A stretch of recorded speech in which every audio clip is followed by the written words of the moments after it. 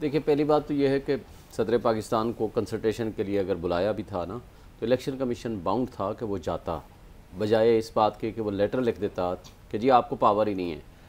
उनको जाना उस दिन चाहिए उन्होंने था। अमरीकी सफ़ीर से मुलाकात वही करनी ना, थी ना। अमरीकी सफ़ीर से मुलाकात ज़्यादा प्रेफरेंस रखती है। आप अपने मुल्क के एक आइनी सरबराह के साथ आप मुशावरत के लिए नहीं जा सकते।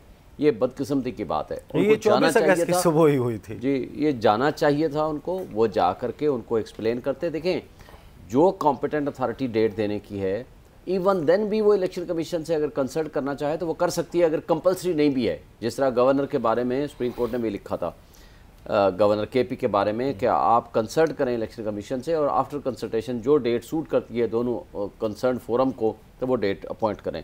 इसी तरह प्रेसिडेंट ऑफ पाकिस्तान पाबंद है नेशनल असम्बली की हद तक। गवर्नर्स जो पाबंद हैं, जिन असम्बलियों को डिज़ोल्व किया जाए, वो गवर्नर्स डेट देंगे प्रोविंशियल असम्बली की। और जो असम्बली डिज़ोल्व हुई है पंजाब की by A flux of time, उसकी डेट देने के पाबंद हैं इलेक्शन कमीशन ऑफ पाकिस्तान, जो प्रेसिडेंट के पास पावर थी प्रीवियसली। और प्रेसिडेंट ने डेट दे भी दी थी पिछली दफ़ा, आपको याद होगा। पहली तारीख दी थी 9 की, बाद में विद कंसल्टेशन दे दी थी 30 अप्रैल की। और इलेक्शन कमीशन ने बग़ैर कंसल्टेशन के दोबारा उसको चेंज कर दिया 8 अक्टूबर को। 6 महीने हम इस बात को सुनते रहे कि जनाब 8 अक्टूबर को इलेक्शन हो रहे हैं। वो सारा ड्रामा था, उसकी कोई हकीकत नहीं थी। असल मसला ये है कि वो पावर्स असल में, इसमें जो पीडीएम की जमात हूँ, उन्होंने इस मुल्क के साथ, इस आइन के साथ बहुत बड़ा जुल्म किया। जो प्रेसिडेंशियल पावर उठा के इलेक्शन कमीशन को दे दी, उनको पता था कि उन्होंने इलेक्शन नहीं कराने।